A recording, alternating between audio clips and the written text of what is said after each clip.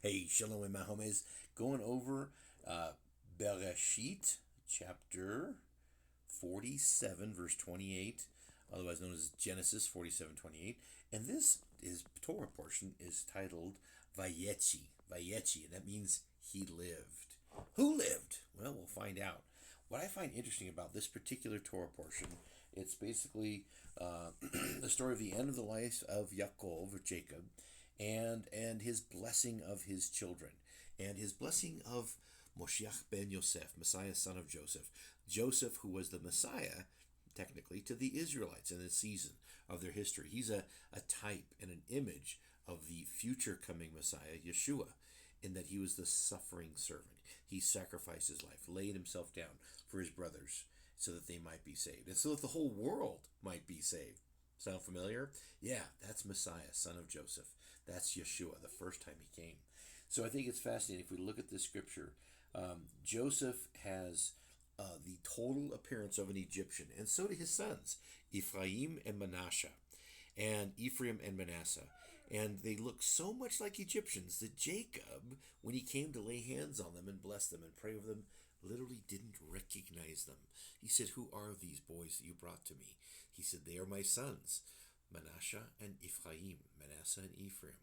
So I think the power in this imagery is those two boys were brought in to full sonship under Yitzrael, under Israel, under Joseph's father, Yaakov, and given a full inheritance, even though they were his grandsons.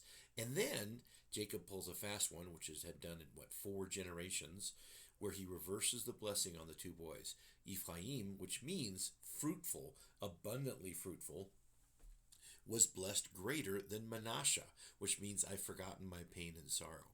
Why is that, do you think? Is it significant? It's very significant. There's two of them. They look Egyptian. The Israelites, the father of Yehudah, the father of the Jews, did not recognize them. Why? Because he looked like a goy. They looked like of the nations. They spoke Egyptian fluently. They dressed Egyptian. They smelled Egyptian. They looked Egyptian. But they were true Israelites. And Israel embraces them as his sons, reverses their birth order, blesses the younger with the greater blessing, fruitfulness. And the older one, whose name means I've forgotten my pain and sorrow, was blessed second. I think there's a lesson in that. I think God's trying to speak to us. Are you Shema? Are you listening to what the Ruach HaKodesh says? I think what the Lord's telling us is this, very simply. I want to bless you and make you so fruitful and abundant that the pain you've forgotten, the pain that you want to forget, is secondary to all the blessings I bring to you. And in the name Yosef, which means he adds, or Hafnat Phaneat is his Egyptian name, which means the code breaker.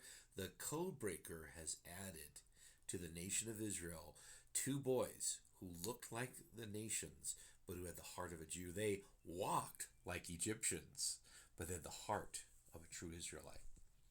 Baruch Hashem, bless his name, Yeshua HaMashiach, Jesus, our Messiah. Have a blessed day, my friends.